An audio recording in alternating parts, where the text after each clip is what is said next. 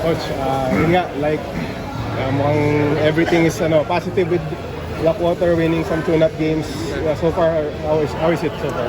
Yeah, actually, we're like we said, coming from the trip in Davao, I really felt that helped us, become closer. So I think yun yung nangyari during that time. So we're happy that we made that trip because it was really one of our first trips together out of town. Kasi never kami na-assign sa out of town. Always Antipolo. Anyway, di ba totoo yun, di ba? Anyway, so it really allowed us to get closer. And then what's nice about after the draft, we were able to draft two young guys that easily got into the flow and the connection, the closeness of the team, no?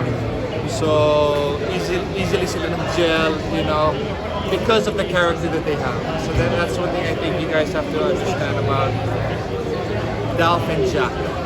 Good character kids. I think love the sport. Basketball has been their life.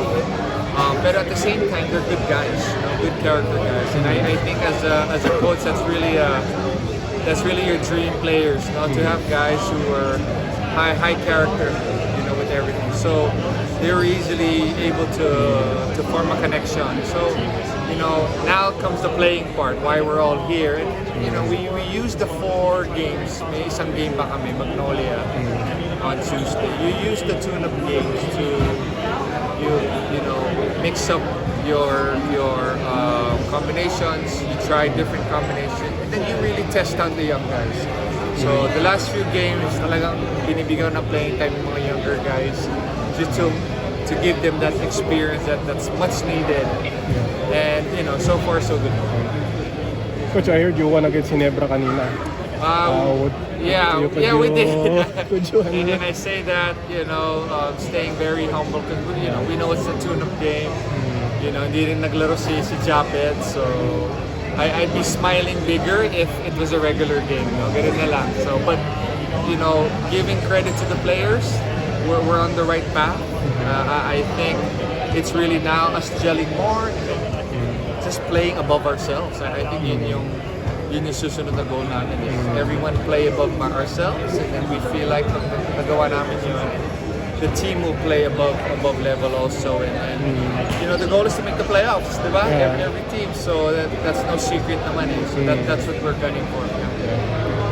Coach, when we asked some coaches yesterday and even today, nami-mention yung Blackwater as a team that can contend sa playoffs eh.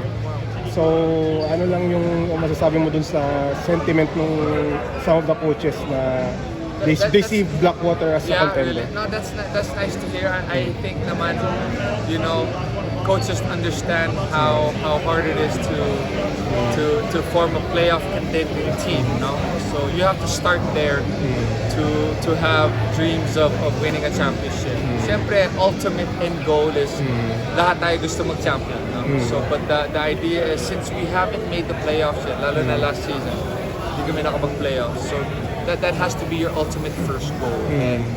And to get there first is really what we're trying to do, and then we'll go from there.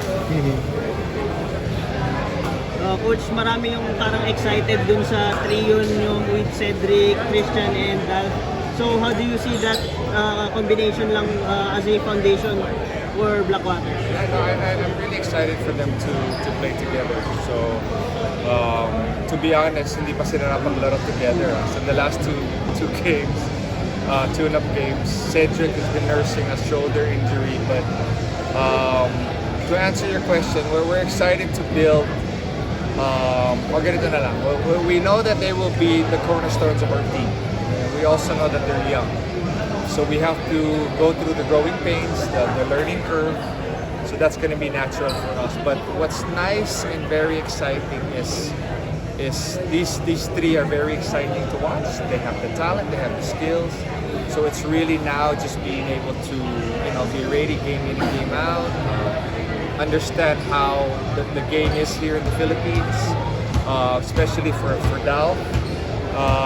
But you know, we see naman the progression of Christian David, and then we know naman Cedric can play at a high level also. So good. Looking forward to seeing how they lead our team. That's really the honest truth.